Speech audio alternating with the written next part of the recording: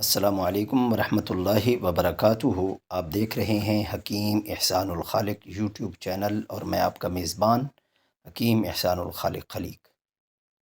اللہ تعالیٰ سے دعا ہے کہ اللہ تعالیٰ تمام مسلمانوں کو امراض سے بچائے رکھے، محفوظ رکھے، امان میں رکھے، اور جو کوئی امراض میں مبتلا ہیں اللہ تعالیٰ ان کو شفا یابی نصیب فرمائے اور ان کے مرض کو صحت میں تبدیل فرمائے۔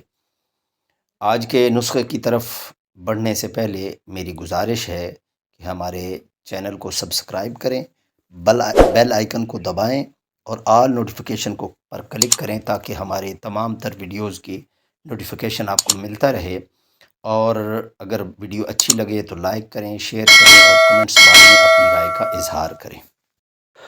آج کا جو ہمارا موضوع ہے وہ بچوں کے متعلق ہے کہ چھوٹا بچہ، دودھ پیتا بچہ جو ہے وہ چیخ مار مار کے بعض اوقات رونا شروع کر دیتا ہے۔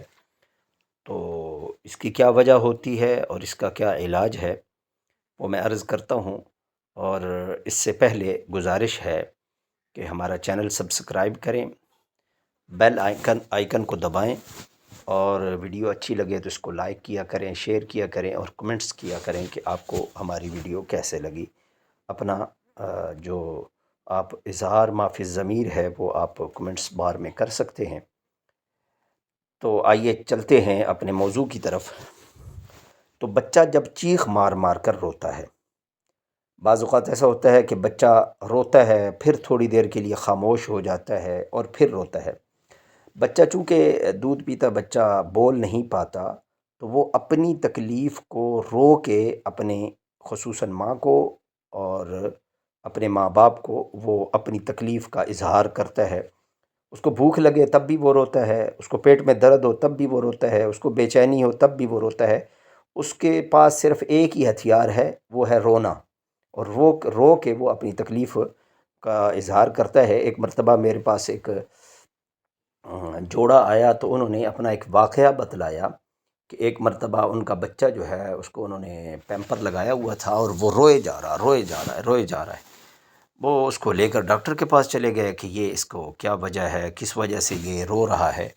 تو بالآخر ڈاکٹر بھی سارے چیک وغیرہ کرنے کے بعد اس نے جب پیمپر کھولا تو پیمپر میں ایک کالے رنگ کا کیڑا تھا جو اس بچے کو کاٹ رہا تھا، اور اس کی وجہ سے وہ بچہ رو رہا تھا۔ تو اس لیے یہ چھوٹے بچوں کے اندر بہت زیادہ احتیاط کی ضرورت ہوتی ہے۔ اگر آپ کا بچہ رات کو روتا ہے، خصوصاً رات کو روتا ہے، پھر تھوڑی دیر خاموش ہو کے پھر رونا شروع کر دیتا ہے، تو اس کا مطلب ہے کہ اس کے پیٹ میں ہوا، گیس یا اس طرح کا کوئی مسئلہ ہے۔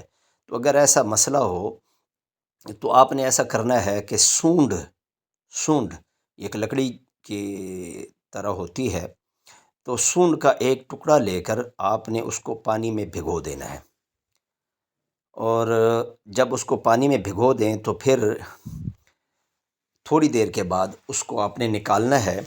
اور یہ بعض گھروں میں پتھر ہوتا ہے جس کے ذریعے سے نا وہ یہ جو ہمارے انڈیا سے آئے ہوئے لوگ ہیں یا انڈیا کے جو لوگ ہیں ان کے پاس عموماً ہوتا ہے، جس سے وہ مرچیں جو ہے نا وہ پیستے ہیں۔ وہ ہو تو زیادہ بہتر ہے، ورنہ آپ وہ لے لیں کوئی بھی ٹوٹا ہوا برتن، جو مٹی کا برتن ٹوٹا ہوتا ہے نا، اس کا چھوٹا سا ٹکڑا لیں اور اس کے اوپر آپ سونڈ کو گھسانا شروع کر دیں۔ اس کو ہلکا ہلکا رگڑیں گے تو اس کا پیسٹ بننا شروع ہو جائے گا۔ تو وہ جو پیسٹ ہے، جتنا وہ پیسٹ ہو اتنی آپ چینی لے لیں، یا بہتر ہے گڑ لے لیں۔ اتنا گڑ اس کے اندر شامل کر کے، گڑ کو بھی آپ ایسے ہی اس کے اوپر رگڑیں گے تو وہ بھی باریک بالکل ہو جائے گا۔